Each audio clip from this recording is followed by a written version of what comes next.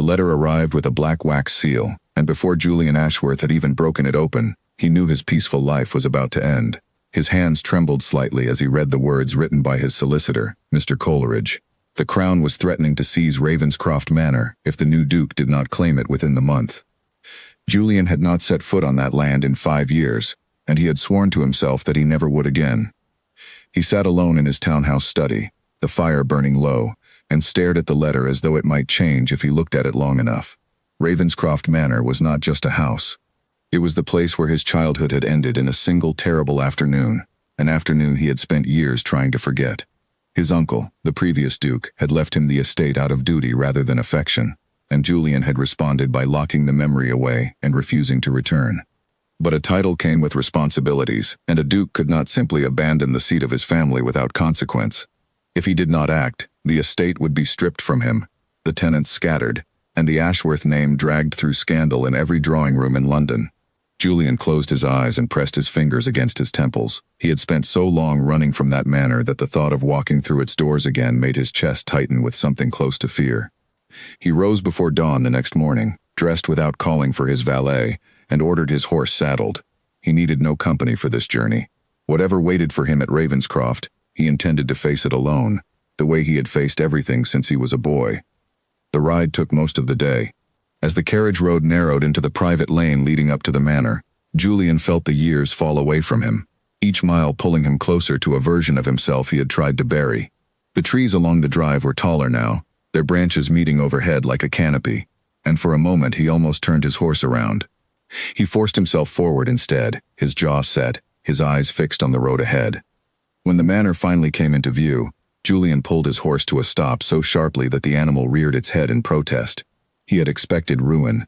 He had expected broken windows, sagging roof lines, and gardens swallowed whole by wild grass. Instead, he saw something that made no sense at all. The stone walls were clean. The hedges were trimmed into neat, careful shapes. Smoke curled from one of the chimneys, thin and steady against the gray evening sky. And in an upper window, where he expected only darkness, a single candle burned bright and warm. Julian sat frozen in his saddle for a long moment, his mind refusing to accept what his eyes told him. The manor had been shut up for 5 years. He had given strict instructions to his uncle's old steward to seal the house and dismiss the staff after the funeral. There should be no one here. There should be nothing but dust and silence and the ghosts he had spent so long avoiding. He dismounted slowly, tying his horse to the iron post near the front steps, and approached the great oak door with his hand resting on the hilt of the small blade he carried out of habit rather than necessity. He knocked once, twice, and waited. Footsteps sounded from within, unhurried and confident, nothing like the shuffling steps of an old caretaker he might have expected. The door opened, and Julian found himself staring at a woman he had never seen before in his life. She was perhaps 25 years old, with dark hair pulled back in a simple knot and sharp, intelligent eyes that studied him with open suspicion rather than the deference he was used to receiving. She wore a plain gray dress, practical rather than fashionable, and she held a lit candle in one hand as though she had been expecting a very different visitor. "Can I help you?" she asked, her voice steady, though Julian noticed her knuckles whiten slightly around the candlestick.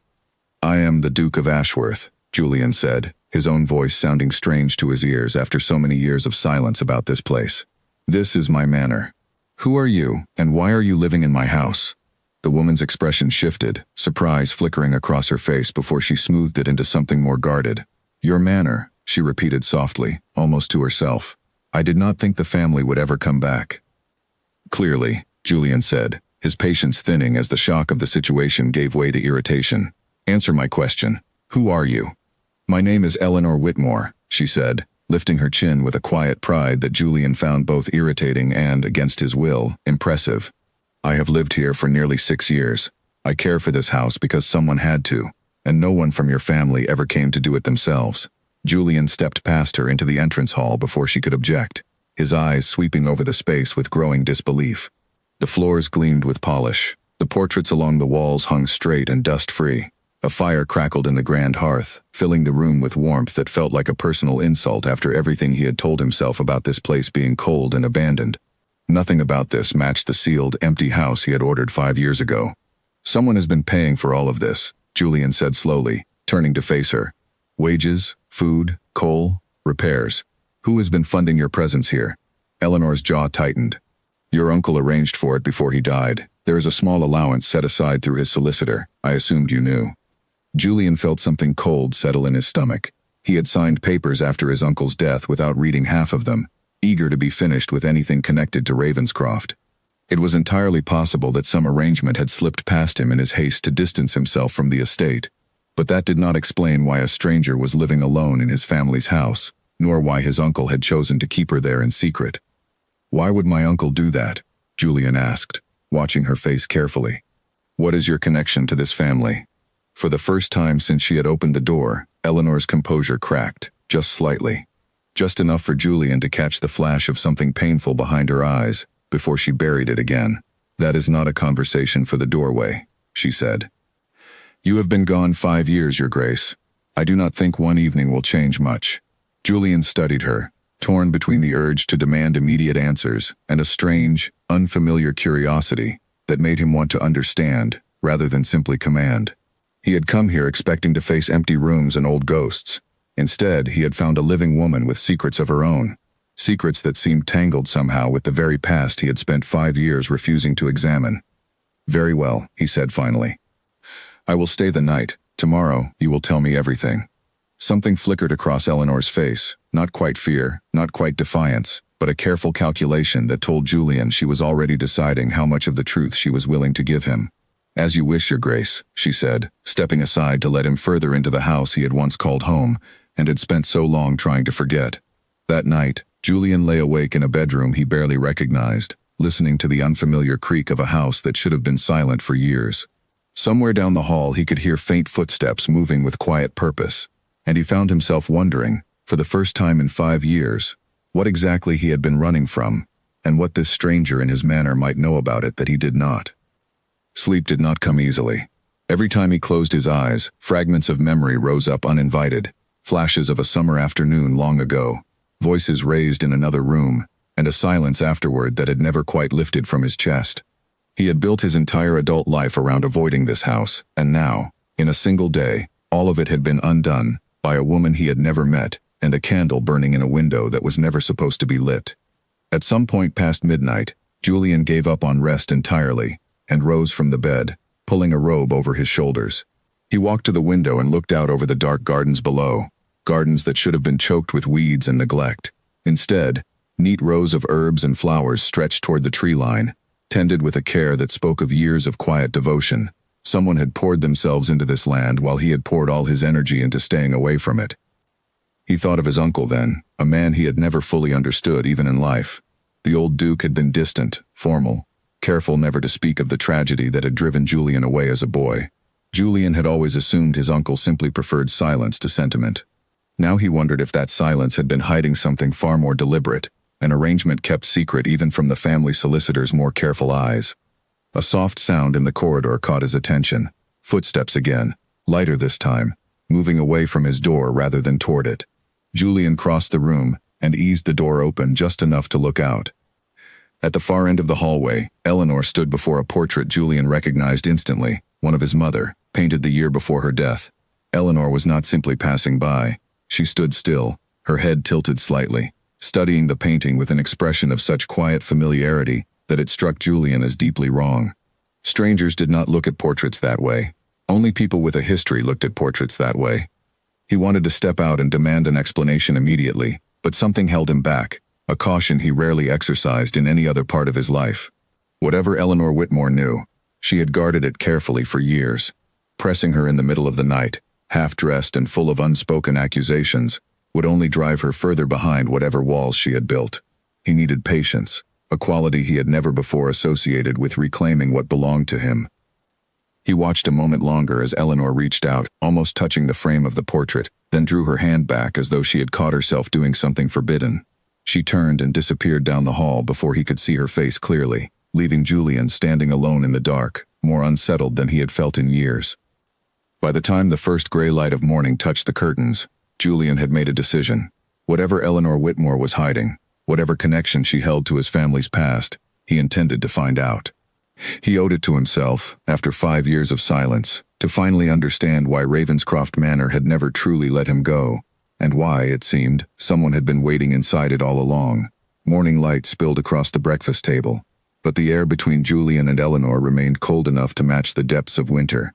She had set out tea and bread with the same quiet efficiency she brought to everything else in the house, yet she refused to sit, choosing instead to stand near the window with her arms folded, watching him the way one might watch a wolf that had wandered into a lamb's pen. "You said this morning I would have my answers," Julian said, setting down his cup with deliberate calm. "I intend to collect on that promise." Eleanor's gaze did not waver. "I said I would tell you what I know. I did not say it would satisfy you." "Try me." She was quiet for a long moment, as though weighing exactly how much truth she could afford to release into the room. "My mother worked in this house many years ago," she finally said, "before your uncle became Duke. Before you were even born, Your Grace. She left under circumstances that were never explained to me, only that the family did not want her spoken of again." Julian frowned, searching his memory for any mention of a woman fitting that description, but he found nothing. His childhood recollections of Ravenscroft were fragmented at best, deliberately so, carved apart by the trauma of that final summer. And after she left, what happened to her? "She died when I was 16, Eleanor said, her voice flattening into something practiced, something she had clearly said before to steady herself. She spoke of this house often before she passed, not with anger, though I think she had every right to feel it, but with a strange kind of longing I never understood as a child. When she died, I had nowhere else to go. I came here, thinking perhaps someone would remember her, would take pity on her daughter. And my uncle simply allowed you to stay." "Not immediately." Eleanor's mouth tightened at the memory. "He questioned me for hours the first time we met. I thought he would have me removed from the property before nightfall. Instead, he gave me work, then lodging, then eventually this arrangement, though he never explained why, and I learned quickly not to ask questions he did not wish to answer." Julian rose from his chair and crossed to the window, staring out at the gardens Eleanor had clearly poured years of labor into. Something about her story did not sit comfortably in his chest, a puzzle piece that fit but revealed a picture he was not yet ready to see fully. "You said your mother spoke of this house with longing, not resentment for whatever drove her away." "Yes." Eleanor's eyes followed him carefully. "I always wondered about that. She would not explain it, no matter how many times I asked. She only said that some things were better left buried, and that I should never come looking for answers here. Yet you came anyway. I had nowhere else." Eleanor's voice sharpened slightly, defensive now. "Do not judge me for surviving, Your Grace. You abandoned this house for 5 years. I did not have the luxury of walking away from my own life so easily." The words landed harder than Julian expected, striking at the very guilt he had spent years refusing to examine. He turned to face her fully, studying the fire in her eyes, the pride she wore like armor even as her hands trembled slightly at her sides. Whatever else Eleanor Whitmore was, she was not weak, and she was not lying to him. Not entirely. But something in her account felt incomplete, a door left deliberately ajar rather than fully open. "I want to see the letters," Julian said suddenly. "Whatever arrangement my uncle made with you, there must be documentation. Solicitors do not simply hand out allowances on a whim." Eleanor hesitated, and for the first time since he had arrived, Julian saw genuine uncertainty cross her features. "I do not know where such letters would be kept. Your uncle managed his own correspondence. I was never permitted into his study while he lived." "Then we will look together," Julian said, already moving toward the corridor that led to the east wing of the house, the wing he had avoided even in memory, the wing where his uncle had spent most of his final years in quiet, deliberate isolation. The study, when they finally reached it, was locked, the key nowhere among the ring Eleanor produced from her apron pocket. Julian tried the handle twice before stepping back, jaw clenched with frustration that had less to do with a locked door and more to do with the growing sense that everyone around him had known more about his own family than he did. "There is a spare key," Eleanor offered quietly. "Your uncle kept one hidden, though I only know because I once saw him retrieve it in a moment of carelessness, behind the portrait of your grandfather, at the end of the hall." Julian looked at her sharply. "You never used it yourself." "I told you," Eleanor said, meeting his gaze without flinching. "I did not ask questions he did not wish to answer.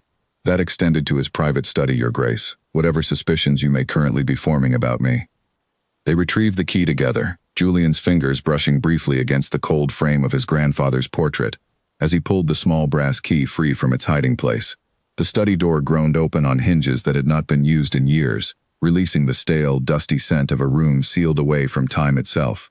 Papers were stacked in careful, deliberate order across the desk, as though his uncle had known someone would eventually come looking and had wanted to leave a trail rather than destroy it entirely. Julian moved to the desk while Eleanor lingered near the doorway, her expression caught somewhere between curiosity and dread. He began sifting through the papers, ledgers filled with numbers that meant little to him, correspondence with tenants and merchants, until his fingers closed around a bundle of letters tied together with faded ribbon, tucked into the bottom drawer as though deliberately hidden from casual inspection. The handwriting on the outer letter was unmistakably his uncle's, but the name written across the top made Julian's breath catch in his throat. Margaret Whitmore. He looked up at Eleanor, who had gone very still near the door, watching him with an expression that told him she recognized the name even from across the room. "That was my mother," she said softly. Julian untied the ribbon with careful hands, unfolding the first letter, and began to read. The words within described an arrangement far older and far more complicated than either of them had understood a moment ago, hinting at a connection between the Whitmore family and the Ashworth line that reached back further than a simple servant's employment, further than Julian had ever imagined possible. He read only a few lines before looking up at Eleanor again, his expression unreadable. "There is more here than either of us realized," he said quietly. "This was not simply my uncle's kindness toward a former servant's daughter. There is a history between our families, Eleanor, one that neither of us has been told the whole of." Eleanor crossed the room slowly, drawn despite herself toward the letters in his hands, and for the first time since Julian had arrived at Ravenscroft, the careful distance between them narrowed, replaced by a shared, uneasy hunger to finally understand a truth that had been buried for far too long.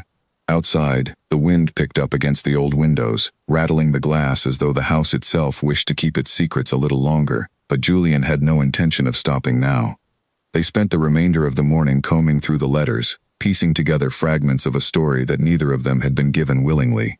Julian learned that his uncle and Margaret Whitmore had corresponded for years after her departure from the estate, letters filled with careful, guarded language that suggested affection neither of them had been permitted to act upon. There were mentions of a promise made and broken, of a decision forced upon them both by circumstances neither fully explained within the letters themselves. Eleanor read in silence beside him, her expression shifting between confusion and something rawer, something that looked almost like grief for a mother she was only now beginning to understand. "She never told me any of this," she whispered at one point, her voice thin. "All those years, and she never once mentioned him by name."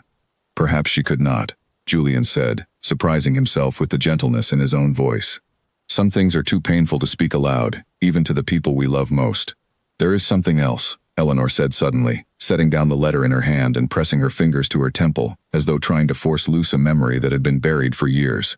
"When I was very young, my mother used to tell me a story about a boy in a garden. She never gave him a name. She said he used to hide among the roses whenever his parents argued, and that she would sit with him until the shouting stopped. I always thought it was simply a tale she invented to comfort me before sleep."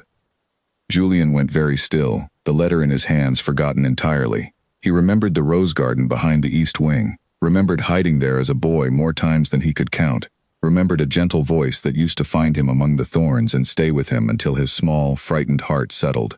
He had buried that memory so deeply, alongside so many others from that house, that hearing it described by a stranger felt like being struck across the chest. "I remember her," he said quietly, his voice rough with something he had not expected to feel.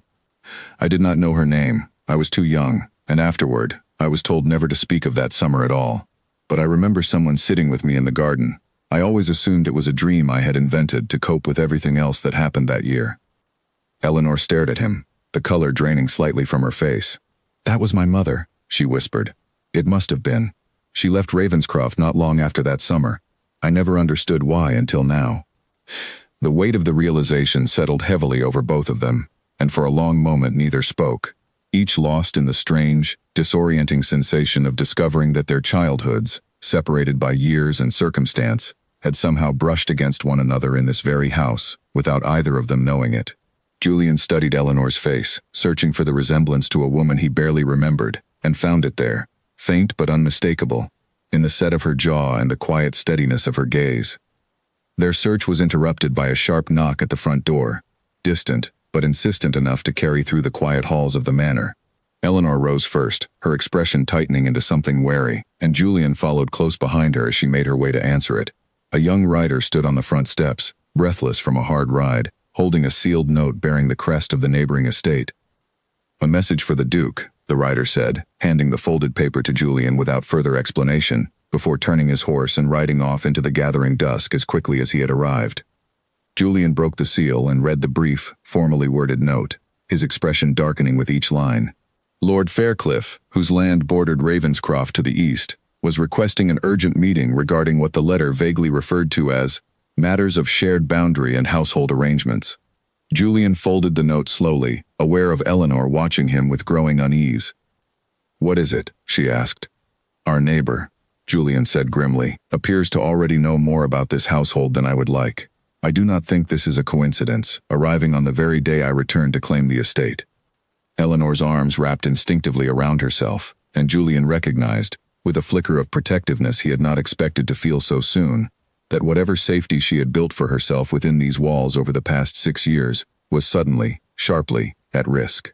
"He has made inquiries before," she admitted quietly. "Small things, questions to the tenants about who lived here. I never gave it much thought until now." "You should have told me immediately. I did not know you would come back," Eleanor said, a flash of her earlier defiance returning to her voice. "For 5 years, Your Grace, I managed every threat to this household on my own. Forgive me if I did not anticipate needing to report to a duke who had abandoned the place entirely." Julian said nothing for a long moment, the fairness of her words settling uncomfortably against his own guilt. Whatever Lord Faircliff wanted, it was clear now that Eleanor's presence at Ravenscroft had already drawn outside attention. Attention that could turn dangerous if the true nature of her connection to the Ashworth family ever became public knowledge in the wrong hands.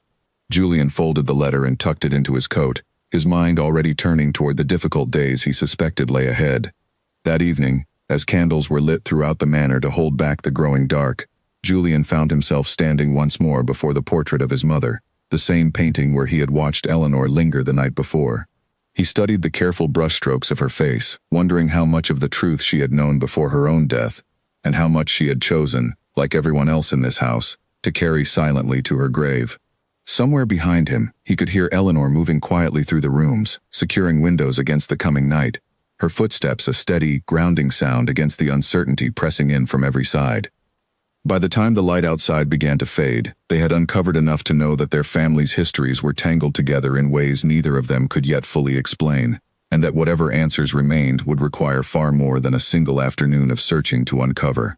Julian looked at Eleanor across the cluttered desk, the careful walls between them thinner now than they had been that morning, and understood, with a strange, unsettling certainty, that his 5 years of running from Ravenscroft Manor had only ever been delaying the inevitable. Lord Faircliff arrived the following afternoon without waiting for a formal reply to his note, his carriage rolling up the drive with the confident ease of a man who believed the world would always bend to accommodate him. Julian watched from the study window as the man stepped down, tall and lean, dressed in the sharp, deliberate fashion of someone who spent more time calculating advantage than cultivating friendship. "Your Grace," Faircliff said smoothly as Julian met him in the entrance hall, extending a hand. Julian shook with far less warmth than the gesture demanded. "How fortunate to find you finally in residence. I confess I had begun to wonder if Ravenscroft would remain a ghost estate forever." "Lord Faircliff," Julian replied evenly. "Your note mentioned matters of shared boundary. I assume that is why you have come. Among other things." Faircliff's gaze drifted past Julian's shoulder toward the hallway, where Eleanor stood at a careful distance, her expression composed into perfect, practiced neutrality. "I see the household has managed rather well in your absence. Quite a capable young woman you have keeping things in order." The comment carried a weight far heavier than its casual tone suggested, and Julian felt Eleanor stiffen beside him even without looking at her directly. "Miss Whitmore has served this estate faithfully," Julian said, his voice carrying a warning edge he did not bother to soften. "I trust that is not a matter requiring further discussion." "Of course not," Faircliff said, though his smile suggested otherwise. "Perhaps we might speak privately, Your Grace, about the boundary, and other small matters best not aired before the staff." Julian led him into the study, aware of Eleanor's eyes following them down the hall, and closed the door firmly behind them. Faircliff settled into a chair uninvited, crossing one leg over the other with the relaxed posture of a man who believed himself already victorious in whatever game he intended to play. "The eastern boundary line has been disputed since your uncle's time," Faircliff began, producing a folded map from inside his coat and spreading it across the desk. "A stretch of land bordering my estate that your family has claimed without proper documentation for the better part of 2 decades. I intend to formalize my claim to it." "That land has belonged to Ravenscroft for generations," Julian said flatly. "I have seen the deeds myself." "Deeds can be contested, Your Grace. especially when a household's own legitimacy might not survive close inspection. Faircliff's tone remained pleasant, almost friendly, which made the threat beneath his words all the more unsettling. I have made inquiries in the village. It seems Miss Whitmore's presence here has never been fully explained to anyone's satisfaction. A young, unmarried woman living alone in a duke's manor for 6 years, with no husband, no formal position beyond housekeeper, and no publicly acknowledged connection to your family. Society tends to draw its own conclusions about such arrangements, and those conclusions are rarely kind. Julian's hands curled into fists at his sides, though he kept his expression carefully neutral. Are you threatening to spread rumors about my household, Lord Faircliff? I am simply observing what is already being whispered, Faircliff said, spreading his hands in a gesture of false innocence. Though I confess, a formal transfer of the eastern boundary might go a long way toward ensuring such whispers never grow louder. Neighbors ought to help one another, after all. The extortion was so plainly stated beneath its polished language that Julian nearly laughed at the audacity of it, though the anger simmering beneath his composure left little room for genuine amusement.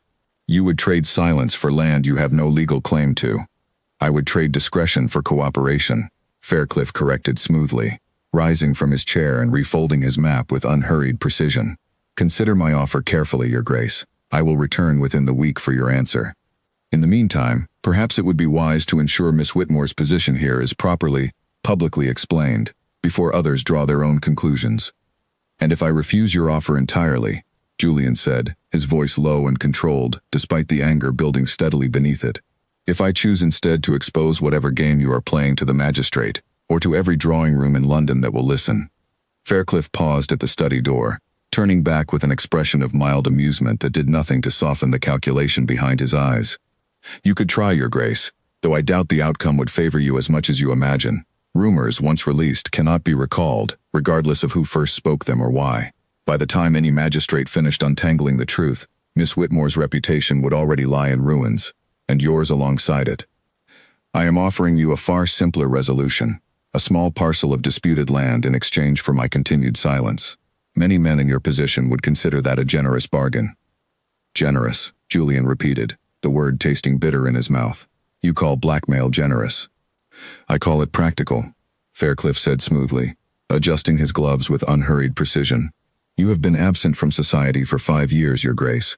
Perhaps you have forgotten how quickly a household like yours becomes a subject of fascination, once the right whispers begin circulating. I would hate to see your family name suffer further, on top of whatever burdens it has already carried. The reference to his family's past tragedy was not lost on Julian, and he felt his jaw tighten at the deliberate cruelty behind the man's carefully chosen words. You know nothing about my family's burdens. I know enough, Faircliff said, his smile thinning into something colder. Enough to understand that a man desperate to protect old secrets rarely thinks clearly when new ones threaten to surface alongside them. Consider my offer, Your Grace. I will not ask twice. He left as confidently as he had arrived, his carriage disappearing down the drive as the first gray clouds of an approaching storm gathered overhead.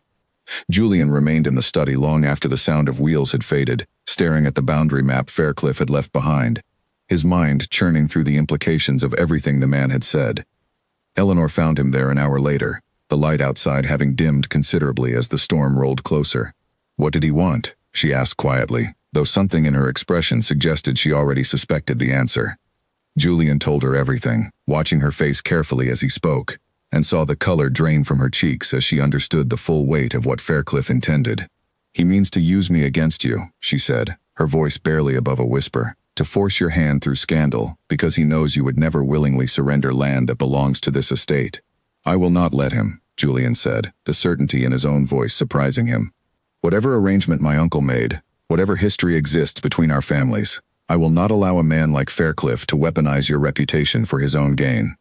You barely know me, Eleanor said, though the words carried less conviction than they might have a day earlier. 2 days ago you did not know I existed. Why would you risk your own standing to protect mine? Julian considered the question carefully before answering, aware that the honest response required an admission he had not fully allowed himself to examine yet. Because whatever happened between our families in the past, you did not choose it. You have spent 6 years caring for a house that was never truly yours to care for, protecting secrets that were never yours to keep, and you have done so with more integrity than most people I have known my entire life. I will not stand by and let that be twisted into something shameful simply because it is convenient for a man like Fairclough." The words hung in the air between them, heavier than either of them had intended, and Eleanor's composure wavered for the first time since Julian had arrived at Ravenscroft. Outside, thunder rolled low and distant across the hills, and the first heavy drops of rain began striking the windows with increasing urgency. By the time evening fully settled over the manor, the storm had grown into something fierce and relentless, rain lashing against the windows in violent sheets while wind howled through the old chimneys with a sound like distant voices crying out. Julian and Eleanor sat together in the drawing room, a fire crackling against the encroaching cold. The letters from his uncle's study spread once more across the table between them, as they continued piecing together the fragments of their family's shared history. "There is a passage here," Eleanor said, holding one of the letters closer to the firelight, "where your uncle writes about a promise made and broken. He never explains what the promise was, only that breaking it cost him something he could never fully recover." Julian leaned closer to read the passage himself, close enough that he caught the faint scent of lavender that clung to Eleanor's hair, close enough to notice the way the firelight softened the sharp, guarded lines of her face into something gentler than he had seen since his arrival. "Perhaps the promise was to your mother," he said quietly, "to provide for her, to acknowledge whatever connection existed between them, and perhaps circumstances forced him to abandon that promise before he could keep it. And instead he kept it in secret," Eleanor said slowly, understanding dawning in her expression, "providing for me without ever explaining why, without ever telling either of us the full truth, because acknowledging it openly would have meant confronting whatever scandal drove my mother away in the first place." A particularly violent crack of thunder shook the windows, and the candles throughout the room flickered dangerously before steadying again. Eleanor flinched slightly at the sound, and Julian noticed, for the first time, a flash of genuine vulnerability beneath her carefully maintained composure. "Are you afraid of storms?" he asked, an unexpected softness entering his voice. "Not afraid," Eleanor said, though her hands had tightened slightly around the letter she held. "This house simply makes strange sounds when the wind rises. I have never quite grown accustomed to them, even after 6 years." As if summoned by her words, a sudden gust of wind slammed against the east wing with enough force to rattle the entire structure, followed immediately by the sound of splintering wood somewhere above them. Julian rose immediately, moving toward the source of the sound with Eleanor close behind him, both of them climbing the stairs as another crash echoed through the house. They found the damage in an upper corridor near the east wing, where a section of the roof had given way under the storm's assault, rain pouring freely through a jagged gap in the ceiling and pooling rapidly across the wooden floor. Julian and Eleanor worked quickly together, dragging furniture aside and positioning buckets beneath the worst of the leak, their earlier caution forgotten in the shared urgency of protecting the house from further damage. At one point, as Julian reached up to steady a length of loosened molding threatening to fall, his footing slipped on the wet floorboards, and Eleanor caught his arm without hesitation, bracing herself against his weight until he regained his balance. Neither of them spoke of the moment afterward, though Julian noticed the warmth of her grip lingered against his skin long after she had released him, a small, unremarkable kindness that felt, in that chaotic moment, like something far more significant than either of them was prepared to name. By the time they had done what they could to contain the immediate crisis, both of them were soaked through and breathless, standing close together in the dim, flickering light of a single lantern Eleanor had managed to keep lit throughout the ordeal. The storm outside showed no signs of relenting, and the damaged section of roof meant returning to their own rooms was no longer a safe or practical option for the remainder of the night. "We should stay near the fire downstairs," Julian said, his voice quieter now, stripped of the formal distance he had maintained since his arrival, "until the storm passes and we can properly assess the damage in daylight." Eleanor nodded, too exhausted and unsettled to argue, and they made their way back down to the drawing room where the fire still burned steadily against the chaos outside. She settled onto the settee nearest the flames, wrapping a blanket around her shoulders, while Julian added more wood to the fire, both of them silent for a long moment as the adrenaline of the crisis slowly drained away. "Thank you," Eleanor said eventually, her voice soft in the quiet room, "for staying to help with the roof. You did not have to trouble yourself over such practical matters. A duke could simply have ordered the staff to manage it." "There is no staff tonight beyond the two of us," Julian said, settling into the chair across from her. "And even if there were, I find I do not particularly wish to stand back and watch while others do the work of protecting this house. Perhaps that is a lesson 5 years of avoidance finally taught me." Eleanor studied him carefully across the firelit space between them, something in her expression softening into an openness Julian had not yet seen from her. "You are not at all what I expected, Your Grace, when I first opened that door and found you standing on the step." "And what did you expect?" "A stranger," she said simply. "Cold, entitled, uninterested in anything beyond reclaiming what he considered rightfully his. Instead, I find a man still haunted by whatever happened here as a child, still carrying more guilt than any single person ought to bear alone." Julian said nothing for a long moment, the truth of her observation settling uncomfortably close to feelings he had spent years refusing to examine. "That summer," he said finally, the words coming slower than he intended, "my mother and father argued constantly. I never understood why, not fully, only that the arguments grew worse as the months passed, until one final confrontation that I have never been able to remember clearly, no matter how many times I have tried." Eleanor leaned forward slightly, her earlier guardedness entirely forgotten. "What happened?" "My mother left that same week," Julian said, his voice rough with old, unhealed pain. "She never returned. I was told she had gone to the continent for her health, but I never received a single letter. Never saw her again before news came, months later, that she had died abroad. I have always wondered whether the argument I cannot remember had something to do with her departure, whether I somehow witnessed the very moment that drove her away and simply buried the memory too deeply to recover it." The rain continued its steady rhythm against the windows as Eleanor absorbed his words, her expression filled with a compassion that Julian had not expected and found himself unprepared to receive. "Perhaps," she said gently, "the boy in the garden my mother used to describe was not simply hiding from an argument. Perhaps he was hiding from something he had already seen, something too large and too painful for a child to carry alone." Julian met her eyes across the firelight, the careful distance between them dissolving into something far more fragile and far more dangerous than either of them had anticipated when this long, storm-battered day had begun. Whatever walls had separated them since his arrival, the shared vulnerability of that night had worn them thin enough to see through, and neither of them made any move to rebuild them before sleep finally claimed them both, still seated near the dying fire as the storm raged on outside. Sometime before dawn, Julian woke briefly to find the fire burned down to quiet embers and Eleanor asleep across from him, her features finally free of the guarded tension she carried through every waking hour. He watched her for a long moment in the gray half-light, aware of how easily his 5 years of careful avoidance had unraveled in the space of a single storm, and aware, too, that Faircliff's threat still loomed over the fragile peace they had found together. Whatever came next, he understood with a quiet, unshakable certainty that he no longer intended to face it by running away, not from this house, and not from the woman sleeping across the dying fire, whose fate had somehow become as important to him as his own. Morning arrived pale and washed clean after the storm, the gardens glistening with rain, and the damaged section of roof revealing itself in full daylight as far worse than either of them had hoped the night before. Julian arranged for repairs immediately, sending word to the village for carpenters and roofers, but the errand gave him an idea he had been circling since his conversation with Faircliff. If the village had already begun whispering about Eleanor's presence at the manor, then the village likely held answers about his own family's past as well, answers no one within these walls had ever been willing to give him directly. "I am riding into the village today," he told Eleanor over a hurried breakfast, watching her expression shift immediately into wariness. "There are things I need to understand, things that concern both our families, and I suspect the people there know more than either my uncle's letters or your memories can tell us." "You mean to ask them about my mother," Eleanor said, setting down her cup carefully. "About whatever scandal drove her away." "About all of it," Julian said. "Your mother, my mother, whatever happened that final summer before everything changed. I cannot keep piecing together fragments forever, Eleanor. I need the whole truth, even if it is unpleasant." Eleanor hesitated, then rose from the table with sudden determination. "Then I am coming with you. Whatever they know about my family, I have as much right to hear it as you do, perhaps more."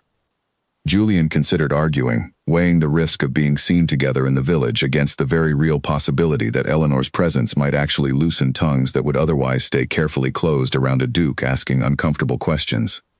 In the end, he nodded, and within the hour they rode together down the lane toward the small village that had watched Ravenscroft Manor's fortunes rise and fall for generations.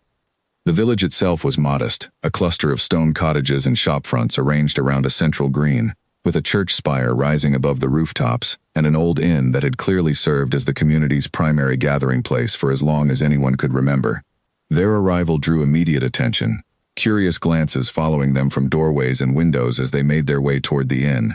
where Julian hoped to find someone old enough to remember the events of 2 decades past. The innkeeper, a weathered man named Edmund Hollis, greeted them with the careful, measured courtesy of someone accustomed to serving nobility without ever fully trusting them. He recognized Julian immediately despite the years, and his eyes flickered toward Eleanor with an expression that told Julian everything he needed to know about how well known her presence at the manor truly was among the local population. "Your Grace," Hollis said, wiping his hands on his apron. "It has been a long time since a Ashworth walked through that door. And Miss Whitmore, of course. Everyone in the village knows Miss Whitmore." "Then perhaps you can help us," Julian said, choosing directness over careful diplomacy. "I want to know what the village remembers about my family, about the summer my mother left Ravenscroft, and about Eleanor's mother, Margaret Whitmore, who once worked at the manor before that." Hollis's expression grew guarded, and he glanced around the mostly empty inn before gesturing them toward a table in the far corner, away from the few other patrons scattered near the entrance. "That is old history, Your Grace, painful history, for more families than just your own." "I understand that," Julian said, softening his tone slightly. "But I have spent 5 years avoiding this house because I could not remember, or perhaps could not bear to remember, what happened that summer. I need to understand it now, whatever the cost." Hollis studied him for a long moment, then sighed heavily and lowered himself into the chair across from them. Everyone in the village assumed Miss Whitmore was some distant relation, kept quietly out of society's eye for reasons no one dared ask about directly. It was easier to assume that than to consider the alternative, which was that your uncle was simply providing for a woman connected to a scandal he never wished to see resurface. "What scandal?" Eleanor asked, her voice tight with barely controlled tension. Hollis glanced at her with something like sympathy. "Your mother, Miss Whitmore, was more than a servant in that house, whatever the official records might suggest. She and the old Duke, before he inherited the title, when he was simply the younger brother of the household, were deeply attached to one another. Everyone in the village knew it, though no one spoke of it openly, but the family had other plans for him, an arranged match that would secure the estate's finances, and your mother was sent away before the attachment could become a scandal that threatened that arrangement." Julian felt the pieces shifting into place with sickening clarity. "My uncle was in love with Eleanor's mother, and the family forced them apart." "That is the village's understanding, Your Grace, for whatever it is worth after all these years," Hollis said. "Your uncle went on to inherit the title regardless, when his own brother, your father, was deemed unfit to manage the estate's affairs after certain difficulties arose within his own marriage." "What difficulties?" Julian asked, though something in his chest already anticipated the answer with dread. Hollis hesitated, clearly reluctant to continue, but Julian's steady, insistent gaze left little room for evasion. "Your parents' marriage was troubled long before that final summer, Your Grace. Your father's temper was known throughout the village, though no one dared speak of it openly given his position. Your mother endured a great deal in silence, until the summer finally broke whatever remained of the peace between them. The night she left, there was a terrible confrontation at the manor, loud enough that servants from the village who had gone up to deliver supplies heard shouting from outside the gates." Julian's hands tightened into fists beneath the table, old, buried fragments of memory rising unbidden with a clarity that made his stomach turn. "I was there," he said quietly. "I remember shouting. I remember being told to stay in the garden, that I should not come inside no matter what I heard." "Someone stayed with you that night," Hollis said, glancing meaningfully at Eleanor, "a young woman from the household, keeping you safe in the garden while whatever happened inside ran its course. I always assumed it was one of the regular household staff, but perhaps I was mistaken." Eleanor's breath caught audibly beside Julian, her hand rising instinctively to her chest. "That was my mother," she whispered. "It must have been. She told me once, near the end, that she had done one good thing in that house before she left, though she never explained what it was." "Your mother left Ravenscroft not long after that night," Hollis continued gently. "Whether by her own choice or forced out by the family, no one in the village ever knew for certain. Your uncle became Duke within the year, after your father's own household fell into further disgrace, and he never spoke of that summer again, not once, in all the years I served ale in this very inn to travelers passing through Ravenscroft's lands." Julian sat in stunned silence, the full weight of the truth settling over him with a force that left him momentarily unable to speak. His father's temper, his mother's suffering, the confrontation that had driven her away before her eventual distant death, and Eleanor's mother quietly protecting him in the garden through the worst of it, only to be sent away herself not long after, carrying secrets that had shaped both their lives without either of them ever understanding why. Before Julian could press further, the inn door swung open and a stout woman entered, her basket of market goods forgotten at her side the moment her eyes landed on Eleanor. She was Mrs. Adeline Pruitt, the village seamstress, a woman known throughout the community for her sharp tongue and sharper opinions, and she did not bother lowering her voice as she addressed the table. "Well, if it isn't Miss Whitmore, out and about in daylight for once," she said, her tone dripping with false pleasantness. "And with the Duke himself, no less. Tell me, has His Grace finally decided to make an honest arrangement of things, or does the household simply enjoy keeping the whole village guessing?" "Adeline," Hollis warned sharply, half rising from his chair, "that is quite enough. I only speak what half this village already whispers," Mrs. Pruitt said, undeterred, her gaze fixed pointedly on Eleanor. 6 years, living alone in that grand house, allowance paid quiet as you please through the solicitor's office. A woman does not need much imagination to guess what such an arrangement usually means, whatever pretty words the family chooses to use for it. Eleanor's face had gone pale, her hands trembling slightly in her lap, though she held Mrs. Pruitt's gaze without flinching. "You know nothing of my circumstances," she said, her voice steady despite the visible strain beneath it. "I know enough," Mrs. Pruitt said with a sniff, though something in Eleanor's composure seemed to give her pause. "Lord Faircliff has been asking questions himself, you know. Round the market, at the smithy, even here at the inn, from what Edmund tells me. Seems rather interested in your household's private business, Your Grace, for a man with no formal connection to it." Julian's jaw tightened at the confirmation that Faircliff's campaign extended even into the village itself, methodically building whatever case he intended to use against them. "Lord Faircliff's interest in my household is his own affair, and not one I intend to discuss with every passerby in the village," he said, his tone carrying enough authority that Mrs. Pruitt finally seemed to reconsider pressing further. "No offense meant, Your Grace," she said, gathering her basket and offering a stiff, shallow curtsy. "Only repeating what is already being said. Good day to you both."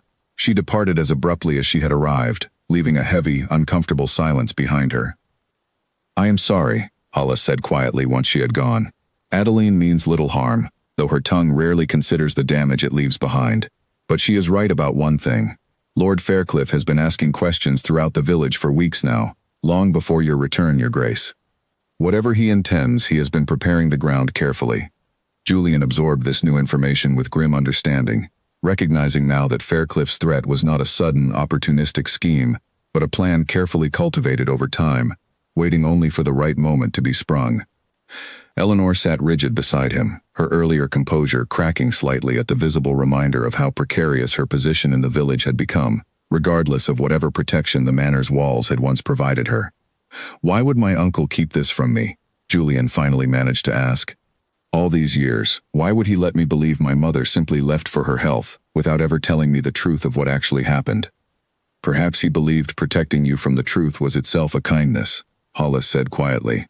"Or perhaps he carried enough guilt of his own over losing Miss Whitmore's mother to the family's ambitions that he could not bear to revisit that summer for any reason, even for your sake."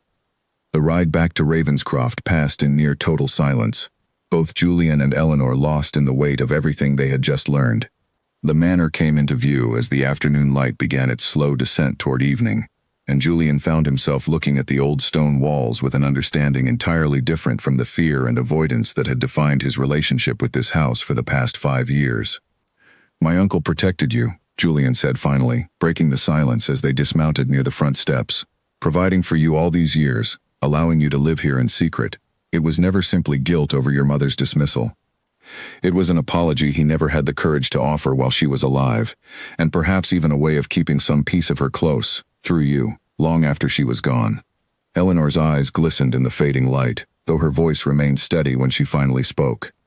"And your mother protected you too, in her own way, by never telling you the full truth of what drove her away.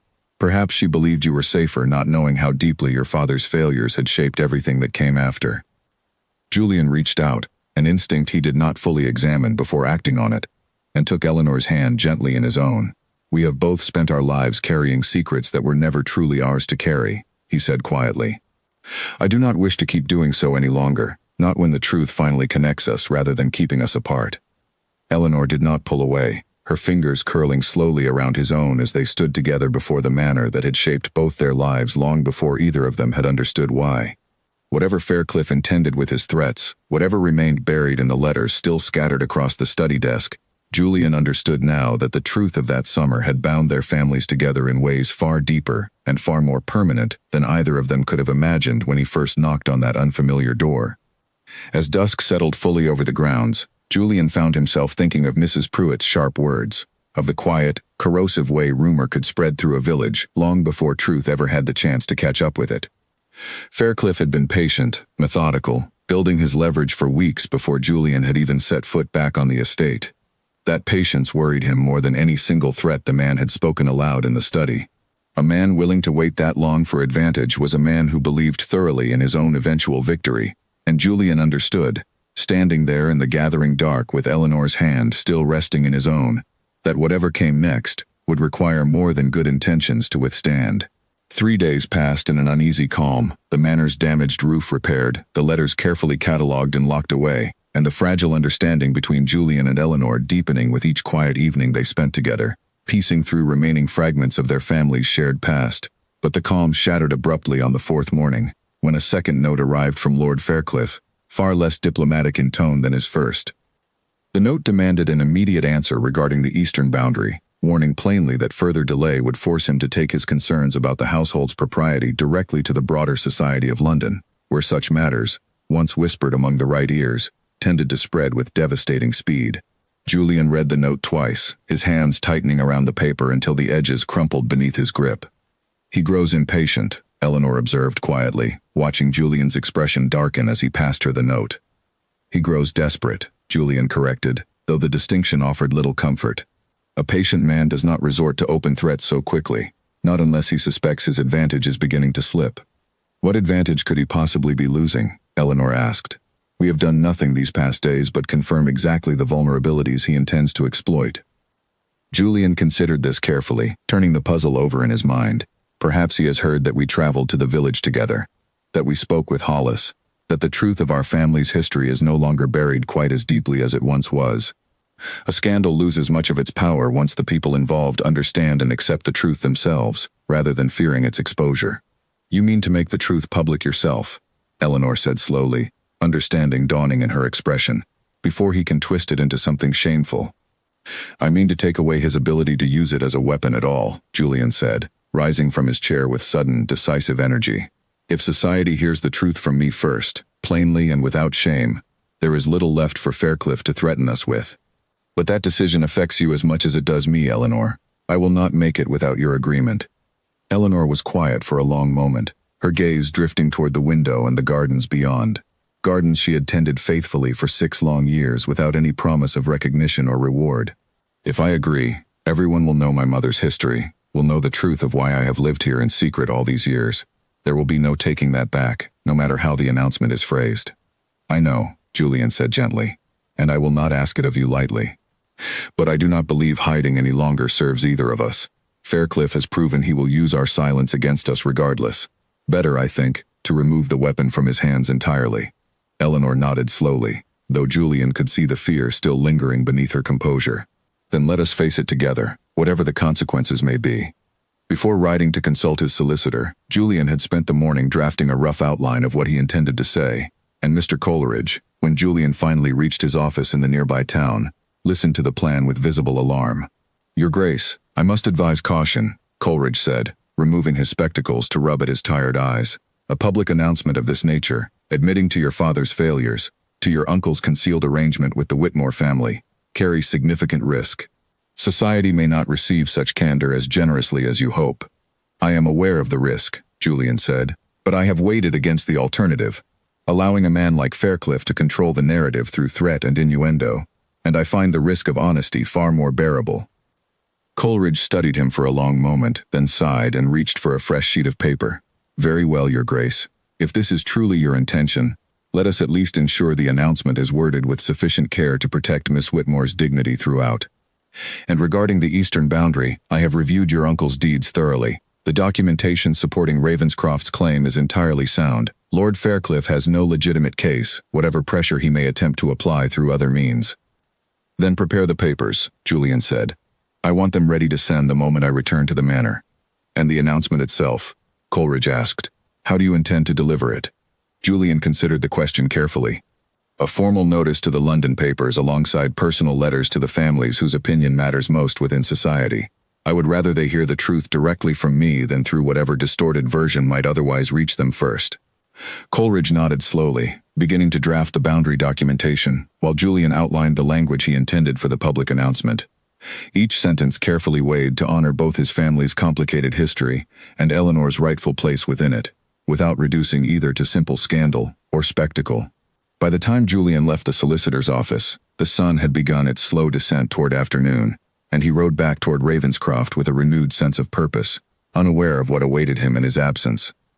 Their resolve was tested sooner than either of them expected. That same afternoon, as Julian rode out to consult with his solicitor about how best to proceed, Fairclough arrived unannounced at the manor, catching Eleanor alone in the garden with no warning of his approach. She looked up from the roses to find him standing at the edge of the path, his expression carrying none of the polished courtesy he had shown during his earlier visit. "Miss Whitmore," he said, his tone considerably colder than before. "How fortunate to find you alone. It saves us both the tedious formality of pretending this conversation requires the Duke's presence." Eleanor rose slowly from where she had been kneeling among the flower beds, brushing dirt from her hands with deliberate calm despite the unease tightening in her chest. "Lord Fairclough, I was not aware you had returned. I find waiting for invitations rather tiresome when time is of the essence," Fairclough said, stepping closer with unhurried, deliberate confidence. "I understand you and the Duke made quite a memorable visit to the village recently. Asking questions, stirring up old history best left undisturbed. I confess, I did not expect either of you to move quite so boldly." "We have nothing to hide, Lord Fairclough," Eleanor said, holding her ground despite every instinct urging her to retreat toward the house. "Whatever you intended to threaten us with, the truth no longer frightens either of us." Something flickered across Fairclough's expression, a brief crack in his composure before he smoothed it away again. "How admirably brave of you both. Though I wonder if that bravery will hold quite so steady once the full consequences of exposure arrive. Reputation, Miss Whitmore, is a fragile thing, easily shattered and rarely restored, regardless of how noble the truth behind it might actually be." "Then perhaps you should reconsider your own reputation," Eleanor said, surprising herself with the sudden sharpness in her voice, "before threatening a household that has done nothing but survive the consequences of choices made long before either of us had any say in the matter." Fairclough's jaw tightened, the pleasant mask slipping further to reveal something colder and more calculating beneath. "You mistake my patience for weakness, Miss Whitmore. I have invested considerable time and resources into securing that eastern boundary, and I do not intend to abandon that goal simply because the Duke has developed sudden, inconvenient scruples about protecting your reputation. If gentle persuasion no longer serves my purposes, I am quite capable of pursuing more direct methods." The threat hung heavy in the air between them, and Eleanor felt a chill settle over her despite the warm afternoon sun. "What direct methods?" she asked carefully. "There are always ways to make a woman's position untenable," Fairclough said, his voice deceptively mild despite the venom beneath it. "Employers who suddenly discover reasons to dismiss questionable staff. Landlords who reconsider leases when reputation becomes inconvenient. You have built a quiet, comfortable life here, Miss Whitmore, dependent entirely on the goodwill of a family that has already proven itself willing to abandon this estate for years at a time. Such goodwill can prove remarkably fragile under the right pressure." Before Eleanor could respond, the sound of hoofbeats echoed up the drive, and both of them turned to see Julian returning earlier than expected, his expression darkening the moment he registered Fairclough's presence alone with Eleanor in the garden. He dismounted quickly, crossing the distance between them with long, purposeful strides. "Fairclough," Julian said, his voice carrying a warning edge sharp enough to cut glass. "I do not recall inviting you back to my estate, nor do I appreciate finding you here unannounced, speaking privately with a member of my household." "Merely continuing our earlier conversation, Your Grace," Fairclough said smoothly, though Julian noticed the slight tension in the man's shoulders, the recognition that his advantage of privacy had just been stripped away. "I had hoped Miss Whitmore might help persuade you toward a more sensible resolution to our shared boundary dispute." "By threatening her directly, in my own garden while I was away," Julian said, his voice dangerously quiet now. "I believe we have moved well past the point of civil negotiation, Fairclough." "Then perhaps it is time we spoke plainly," Fairclough said, his composure hardening into something more openly hostile. "I intend to have that land, Your Grace, one way or another. You may cede it willingly, in exchange for my continued discretion regarding your household's more delicate arrangements, or you may refuse. and watch as I take my concerns directly to every drawing room in London that will listen. Either path leads to the same outcome eventually. I would simply prefer to avoid unnecessary unpleasantness along the way. Julian stepped closer, close enough that Faircliff's confident posture wavered slightly under the sheer intensity of his gaze. Let me be equally plain, Faircliff. I intend to announce the full truth of Miss Whitmore's connection to my family myself, before you ever have the chance to twist it into scandal. I will make the announcement publicly, honestly, and without shame, which means whatever weapon you believed you held against me no longer exists. As for the boundary, you will find proper documentation proving Ravenscroft's rightful claim waiting for you through my solicitor by week's end. I suggest you abandon whatever further schemes you have planned, before I decide your own conduct here today warrants attention from the magistrate. Faircliff's expression flickered through several emotions in rapid succession: surprise, calculation, and finally something closer to grudging respect mixed with clear frustration at having his advantage so thoroughly dismantled. You would truly risk your family's reputation so openly, Your Grace, over a woman you have known less than a fortnight. I would risk far more than that, Julian said evenly, to protect someone who has shown more loyalty to this family and this house than most people born into it ever have. Good day, Lord Faircliff. I trust you can find your own way back to your carriage. Faircliff held Julian's gaze for a long, tense moment, before finally inclining his head in stiff, reluctant acknowledgement of defeat. Very well, Your Grace, though I suspect this will not be the last disagreement between our estates. He turned without further ceremony and strode back toward his waiting carriage, his earlier confidence considerably diminished by the time he disappeared down the drive. Eleanor released a breath she had not realized she was holding, her hands trembling slightly now that the immediate confrontation had passed. You meant what you said, about announcing the truth publicly. Every word, Julian said, turning to face her fully, his earlier anger softening into something gentler, as he studied the visible relief and lingering fear still etched across her features.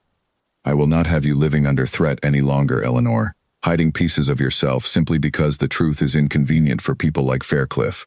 You deserve better than a life spent guarding secrets that were never yours to carry. And if society rejects the truth regardless, Eleanor said quietly, if your standing suffers despite everything you intend to do, then it suffers, Julian said simply. I spent 5 years running from this house, from my own family's failures, and from a truth I was too afraid to face. I do not intend to spend the rest of my life running from anything else, least of all from you.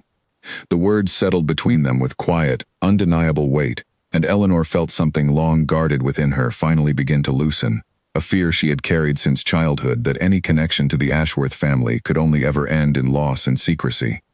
Julian reached for her hand once more, and this time neither of them hesitated, standing together in the garden where, so many years ago, her own mother had once sheltered a frightened boy from a storm far more dangerous than the one that had recently battered the manor's old roof. That evening, Julian sat down with pen and paper to draft the announcement that would change both their lives irrevocably, while Eleanor gathered the remaining letters from his uncle's study, determined to ensure the full truth, painful as it was, would finally see the light after decades of careful, deliberate concealment. Read this back to me, Julian said, sliding the drafted page across the table toward her once he had finished the first attempt. I want to be certain it honors your mother properly, and does not simply frame this as a matter of your family's misfortune. Eleanor read the page slowly, her expression shifting through several emotions as she absorbed his careful, deliberate wording. He had written of her mother not as a scandal to be excused, but as a woman who had shown extraordinary kindness during the worst night of his childhood, whose quiet sacrifice had gone unacknowledged for far too long. He had written of Eleanor herself not as a secret finally exposed, but as a woman who had faithfully stewarded his family's legacy through years of absence and neglect that were entirely his own doing, not hers. This is more generous than I expected, Eleanor said softly, setting the page down with visible emotion. More generous than society will likely deserve, given how quickly they will judge us both regardless of how carefully you phrase it. Perhaps, Julian admitted, but I would rather offer more generosity than the situation strictly requires, than risk leaving room for people like Faircliff to fill in the gaps with something crueler. They worked together late into the evening, refining the language further, Eleanor offering corrections, where Julian's wording inadvertently softened uncomfortable truths that she believed deserved to be stated plainly, rather than smoothed over for the comfort of London society. By the time they finished, the candles had burned low, and both of them were exhausted in the particular way that comes from confronting difficult truths honestly, rather than avoiding them any longer. There is still a risk, Eleanor said quietly. folding the finished pages with careful hands. Even with the boundary documentation settled, even with the announcement written as fairly as it can be, Faircliff struck me as a man unlikely to accept defeat gracefully. Men like him rarely abandon a scheme simply because their first attempt has failed. Julian considered her words carefully, aware of the truth within them even as he wished otherwise. You may be right. I do not trust his retreat today to be the end of this matter entirely, but I would rather face whatever comes next with the truth already spoken aloud than continue living beneath the constant threat of its exposure. Eleanor nodded, though a shadow of worry remained in her eyes as she glanced toward the darkened window, beyond which Faircliff's estate lay somewhere across the disputed boundary, its owner presumably already turning his mind toward whatever next move he intended to make. Whatever peace they had found together that evening felt fragile against the uncertainty still waiting beyond the manor's walls, but neither of them intended to face those consequences alone any longer. The announcement appeared in the London papers 3 days later, and within hours, Ravenscroft Manor began receiving a steady stream of correspondence, some curious, some scandalized, and a surprising number genuinely moved by the honesty of a duke willing to speak openly about his family's failures, rather than hide behind polished silence. Julian read through the responses each morning with Eleanor at his side, both of them bracing for the worst even as the reception proved far more varied than either had expected. Not everyone received the news kindly.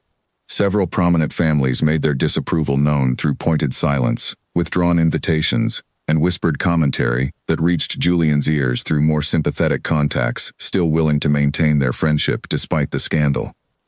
But others surprisingly offered quiet support, admiring the courage it took to acknowledge uncomfortable truths rather than allowing them to fester beneath layers of practiced denial. Eleanor bore the public scrutiny with a steadiness that continually impressed Julian, though he knew the toll it took on her privately. Late at night, when the composure she maintained throughout each difficult day finally cracked in the quiet safety of the manor's walls. He found her one evening in the garden, sitting among the same roses where her mother had once sheltered him as a frightened child. Tears tracked silently down her cheeks despite her best efforts to hide them. You do not have to pretend strength every moment, Julian said gently, settling onto the bench beside her. Not with me. I am simply tired, Eleanor admitted, wiping at her eyes with obvious frustration at her own vulnerability. Tired of being discussed as though I am a curiosity rather than a person. Tired of strangers deciding what my mother's memory deserves without ever having known her at all. I know, Julian said, reaching for her hand. But this will pass, Eleanor. Scandal always burns brightest in its first weeks before eventually fading into simple, unremarkable history. And whatever happens, whatever society ultimately decides to think of us, I do not regret speaking the truth. Nor do I, Eleanor said, though her voice remained thin with exhaustion. I only wish the truth did not require quite so much public suffering before it could finally be believed. One afternoon, a visitor arrived at the manor whom neither Julian nor Eleanor had expected, an elderly woman named Beatrice Langford, who introduced herself as a former companion to Julian's mother during the years before her departure from Ravenscroft. She had read the announcement in the papers, she explained, and felt compelled to finally share what she had carried in silence for over 2 decades. Your mother spoke of Margaret Whitmore often, in her final months before she left, Mrs. Langford said, settling into a chair in the drawing room with the careful movements of advanced age. She considered her a true friend, one of the few people within this house who showed her genuine kindness during those difficult years. I believe, had circumstances allowed, your mother would have been overjoyed to see this connection between your families finally honored rather than hidden. Eleanor listened with quiet, grateful attention, aware of how rare and precious such first-hand testimony had become as the years continued to distance them from the truth of that summer. Did you know my mother well? She asked softly. Well enough to know she loved this house despite everything it eventually cost her, Mrs. Langford said. She used to say that Ravenscroft held more warmth in its walls than most grand estates ever managed, if only the people living within them would allow themselves to feel it. I think she would be pleased, Miss Whitmore, to know that warmth has finally been restored. The visit left both Julian and Eleanor with a renewed sense of peace regarding the choice they had made, a confirmation from someone who had known their mothers personally that the truth, however painful its exposure had been, was ultimately the right path to have taken. Mrs. Langford stayed for tea before departing, promising to visit again, and Julian found himself grateful for the small, unexpected kindnesses that continued arriving alongside the harsher judgments society still occasionally offered. Their fragile peace was interrupted less than a week later, When word reached the manor that Lord Faircliff had not in fact abandoned his ambitions regarding the eastern boundary, despite the solid documentation Julian's solicitor had already dispatched proving Ravenscroft's rightful claim, instead, Faircliff had filed a formal legal challenge, disputing the deeds themselves and demanding a hearing before the regional magistrate to settle the matter definitively. "He means to draw this out as long as possible," Julian said grimly, reading the legal summons that had arrived that morning. "Hoping perhaps that the continued attention will further damage our standing, or that the expense and inconvenience of a prolonged dispute will eventually wear down my resolve.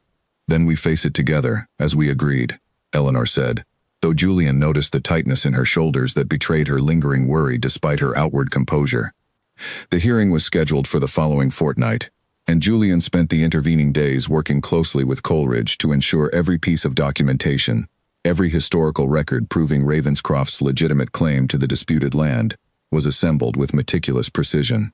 Eleanor, meanwhile, threw herself into researching her own family's history more thoroughly, determined to understand fully the connection between the Whitmores and the Ashworths that had shaped both their lives so profoundly. Her research uncovered something neither of them had anticipated.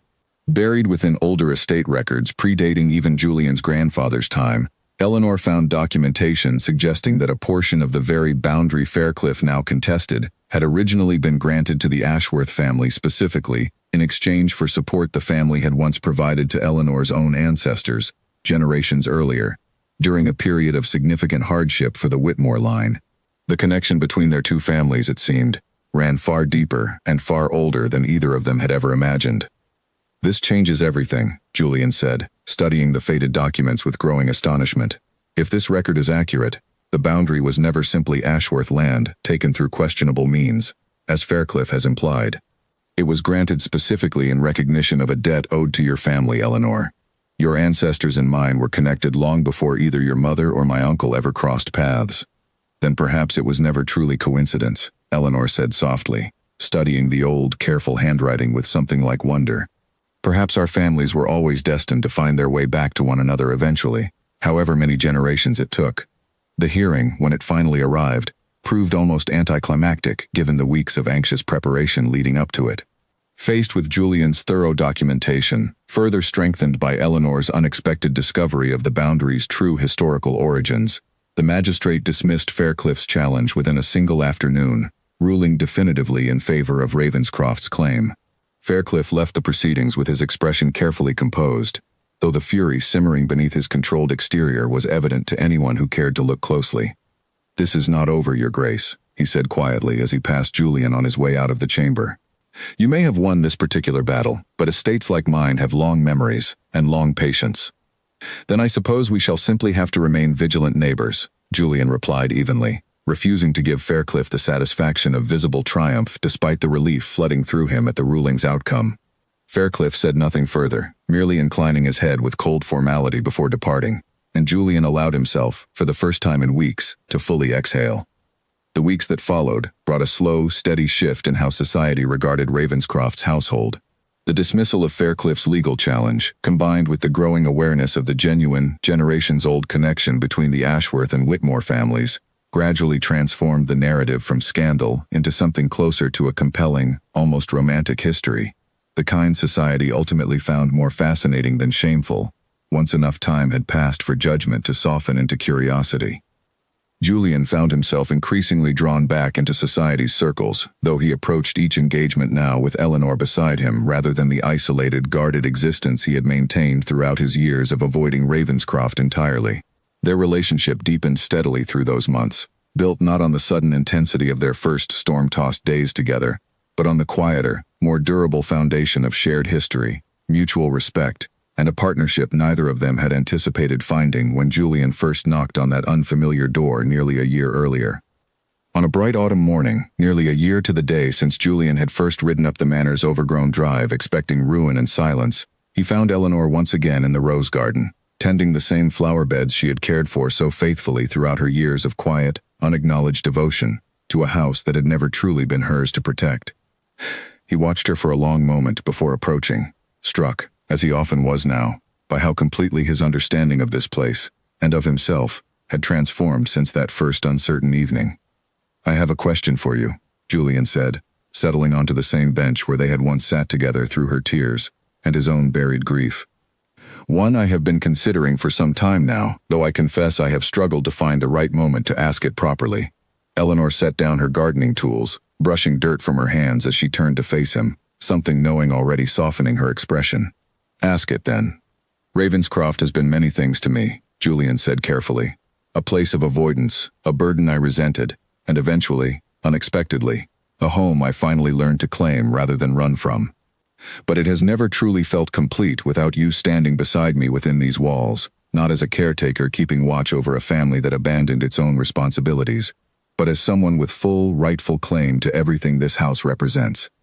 He reached into his coat and withdrew a small, carefully wrapped item, opening it to reveal a ring that had belonged, he explained, to his own mother, recovered from among the items she had left behind before her final, tragic departure from the estate so many years earlier. I would be honored, Eleanor, if you would agree to become my wife and to finally claim Ravenscroft as fully your own, as it perhaps always should have been. Eleanor's eyes filled with tears entirely different from the exhausted grief he had witnessed months earlier. Tears born, instead of a happiness so complete, it left her momentarily unable to speak. When she finally found her voice, it carried a certainty that matched his own. Yes, she said simply. Yes, Julian, I will. News of their engagement spread quickly through society, and to Julian's quiet relief, the response proved far warmer than the initial scandal surrounding the original announcement had been. Several families who had withdrawn their invitations months earlier now sent letters of congratulation, eager, Julian suspected, to align themselves with a story that society had come to view as romantic rather than shameful. Once enough time had passed for the sharper edges of gossip to soften into something more forgiving.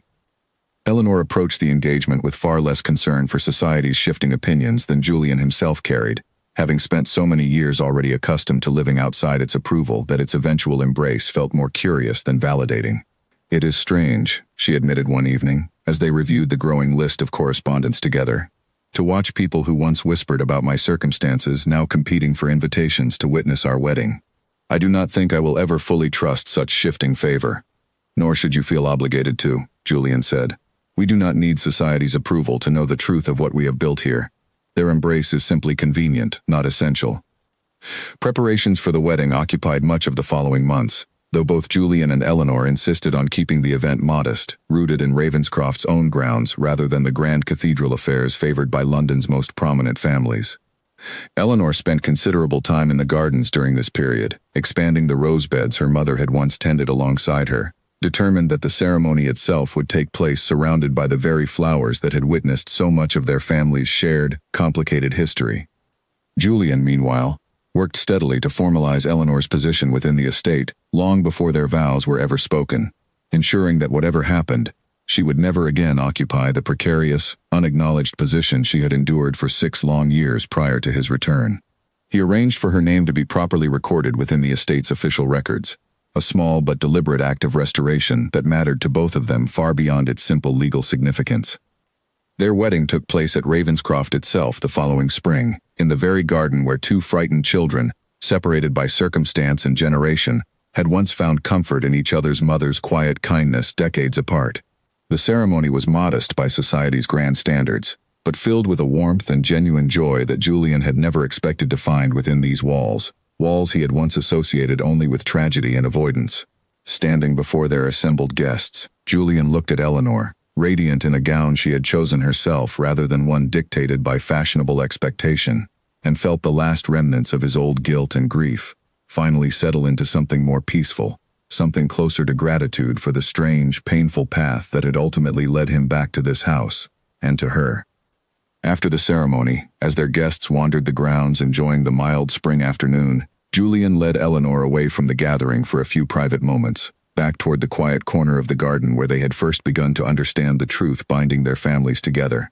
They stood together in comfortable silence, husband and wife now, surrounded by roses that had outlived 2 generations of quiet sacrifice, and had finally borne witness to something joyful instead. "Do you think they know?" Eleanor asked softly, glancing toward the flower beds. "Our mothers, wherever they are now. Do you think they would recognize what we have built from everything they were forced to give up?" "I like to believe they do," Julian said, drawing her closer. "I think this garden has been waiting a long time for a story that did not end in separation and silence. Perhaps that is exactly what it finally has. Eleanor smiled, resting her head briefly against his shoulder as the distant sound of their guests' laughter drifted toward them on the warm afternoon air. When I first opened that door and found you standing there, Your Grace, I thought you had come to finally take everything I had spent years quietly building for myself. I never imagined you would instead give me a place within it, permanently, as something more than a caretaker holding a house together for a family too afraid to claim it. I very nearly did not come at all, Julian admitted. If the solicitor's letter had arrived a week later, if the Crown's patience had run out before mine did, I might never have ridden up that drive, and I might never have found you here, keeping this house alive when I had already decided it deserved only abandonment. I owe you a debt I do not think I can ever fully repay. You owe me nothing, Eleanor said gently. You have already given me everything that matters. A name, a home, and a truth I no longer have to carry alone. She took his hand and led him back toward their waiting guests, the golden afternoon light settling warmly over the manor's old stone walls, walls that had finally, after so many years of silence, become exactly what a home was always meant to be. Ravenscroft Manor, once a place Julian had spent 5 years refusing to claim, transformed under their shared stewardship into precisely the kind of home it had always been meant to be, filled with warmth, honesty, and a legacy no longer built on carefully guarded secrets, but on the courage it had taken both of them to finally speak the truth aloud, regardless of the cost. Eleanor Whitmore, once the quiet, hidden caretaker of a forgotten inheritance, became its rightful duchess, standing at last in the light rather than the shadows she had occupied for so many years, and Julian, finally free of the guilt that had defined so much of his life, understood that the manor he had once refused to touch had, in the end, given him everything he had never known he was searching for. 2 years after their wedding, Ravenscroft Manor looked nothing like the sealed, silent house Julian had once ridden up to with dread weighing heavy in his chest. The gardens Eleanor had tended alone for so many years now flourished under the care of a small staff she had personally trained, each of them chosen not simply for their skill but for the same quiet devotion to the estate that had once defined her own solitary years within its walls. Julian, for his part, had thrown himself into restoring the tenant farms that bordered the property, determined that his 5 years of absence would never again translate into neglect for the people who depended on Ravenscroft's stability. Their life together had settled into a rhythm neither of them had dared to imagine during those first uncertain days of storms and secrets.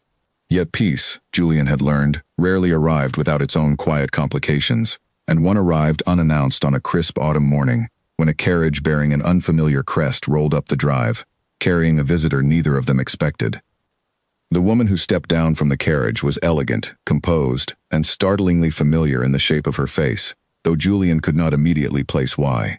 She introduced herself as Charlotte Winslow, and explained, with visible nervousness, that she had recently discovered documents among her late father's belongings, suggesting a connection to the Whitmore family that predated even the history Eleanor and Julian had uncovered together. My father was a solicitor in London some 30 years ago, Charlotte explained, seated now in the drawing room with tea untouched before her. Among his private papers, I found correspondence referencing a settlement made on behalf of a young woman named Margaret Whitmore, arranged not by the Ashworth family, but by an entirely separate benefactor whose identity my father never recorded plainly. I believe that benefactor may have been my own grandfather. Eleanor sat forward with sudden, intense interest, the mention of her mother's name pulling her fully into the conversation. What kind of settlement? She asked. A modest sum, set aside for her use, along with instructions that she never be told its true source, Charlotte said. My father's notes suggest my grandfather felt a deep sense of obligation toward her, though the papers do not explain precisely why.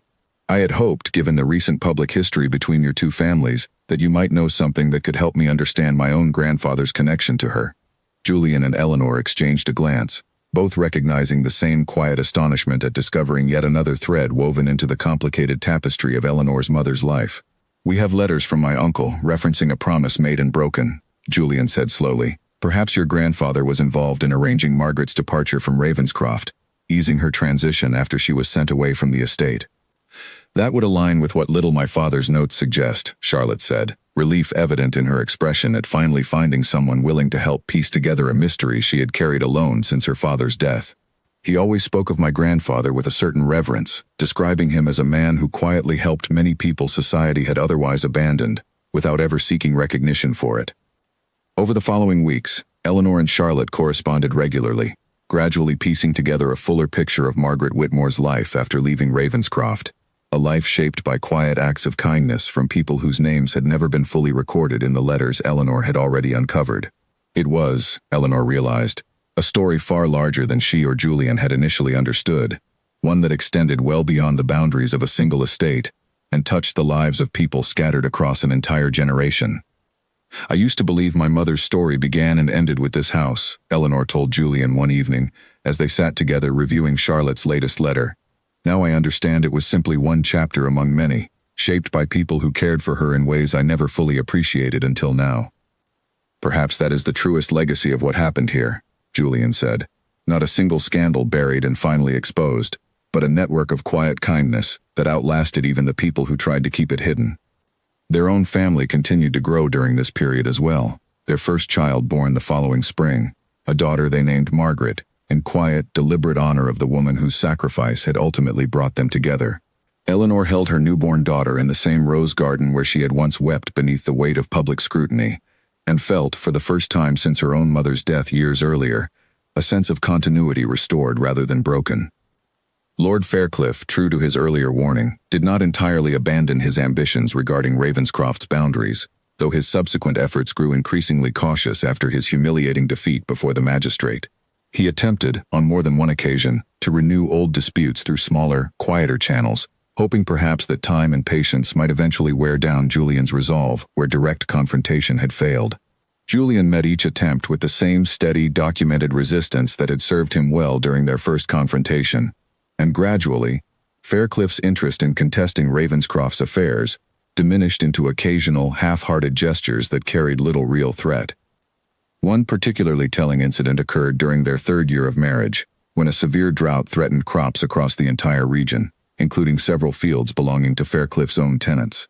Julian, despite years of tension between their estates, offered access to Ravenscroft's deeper wells without hesitation, unwilling to let innocent families suffer for a dispute that had never truly been theirs to bear. Faircliff accepted the offer with visible reluctance, though he said little about it afterward beyond a stiff, formal note of thanks delivered through an intermediary rather than in person. Eleanor found the gesture significant nonetheless. "You did not have to help him," she said, watching Julian review the arrangements for sharing water access with his solicitor, "after everything he tried to do to us." "I was not helping him," Julian said simply. "I was helping the families who work his land, families who never asked to be caught between two stubborn men and their old grievances. Faircliff can keep his pride. I have no further need to prove anything to him." Their neighbor's relationship never warmed into genuine friendship, but it settled eventually into a wary, functional coexistence, the kind common among estates that shared borders but little else in temperament or values.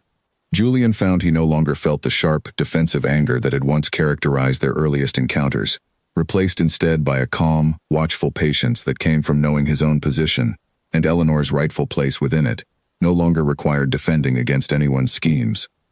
As their daughter grew, Eleanor made certain she understood the full history of the house she would one day inherit, sharing stories of her own mother's quiet courage alongside the more painful truths of the Ashworth family's past struggles. She wanted Margaret to grow up understanding that Ravenscroft's strength came not from pretending its history was simple or untroubled, but from the willingness of the people who lived within it to finally speak difficult truths aloud rather than allowing silence to fester into shame. Julian, watching his wife teach their daughter the names of every rose in the garden her grandmother had once tended, often found himself reflecting on how completely his understanding of home had transformed since that first fearful ride up the Manor's overgrown drive. He had arrived expecting ruin, expecting ghosts, expecting nothing but the painful obligations of a title he had never wanted. Instead, he had found a living, breathing legacy waiting patiently for someone brave enough to finally claim it honestly. On the 5th anniversary of their wedding, Julian and Eleanor hosted a modest gathering at Ravenscroft, inviting the small circle of people who had remained steadfast through the difficult early months of scandal and uncertainty. Mr. Coleridge attended, older now but still sharp, along with Hollis from the village inn, and even Mrs. Langford, whose visit years earlier had offered such comfort during their most uncertain days. Charlotte Winslow traveled from London as well, her own connection to the Whitmore family history now woven permanently into the fabric of their extended, unconventional family. Their daughter Margaret grew into a curious, spirited child who spent countless hours in the rose garden, asking her mother question after question about the great-grandmother she had never met. Eleanor answered each question patiently, careful never to romanticize the painful parts of her mother's history, while still honoring the quiet strength that had defined her life. On the girl's 4th birthday, Eleanor gave her a small, carefully pressed rose from the very bushes her own mother had once tended, along with a promise that one day, when she was old enough to understand fully, she would inherit not just the manor itself, but the whole complicated, honest history that had shaped it. Julian, watching this small ceremony unfold from the garden path, felt a profound sense of completion settle over him, a feeling entirely different from the guilt and avoidance that had defined so much of his own younger years. Where his own childhood had been marked by silence and unspoken tragedy, his daughters would be marked instead by openness, by a family willing to speak difficult truths aloud, rather than burying them beneath layers of careful protective denial. Standing in the same garden where so much of their story had unfolded, Julian raised a quiet toast to the people who had helped them find their way through those difficult early days, and to the mothers whose quiet sacrifices, decades earlier, had ultimately made this gathering possible. Eleanor stood beside him, their daughter perched on her hip, watching the small crowd of familiar faces with a warmth that had once seemed impossible during those first anxious weeks of public scrutiny and uncertain welcome. 5 years ago, Julian said, his voice carrying easily across the quiet garden, I rode up that drive expecting to find nothing but ruin and painful memory. Instead, I found the truth I had spent my entire life avoiding, and a woman brave enough to help me finally face it. Whatever Ravenscroft was before, whatever shadows it once held, I am endlessly grateful it eventually led me here, to all of you, and to the family I never knew I was searching for. The gathering continued long into the evening, laughter and quiet conversation filling rooms that had once stood sealed and silent for years, the manor's old stone walls finally holding exactly the kind of warmth Eleanor's mother had always believed they were capable of providing. Ravenscroft, once a forgotten inheritance haunted by secrets and avoidance, had become instead a living testament to the quiet, enduring power of honesty, patience, and love, finally allowed to flourish after decades spent hidden in the shadows of an old, complicated family history.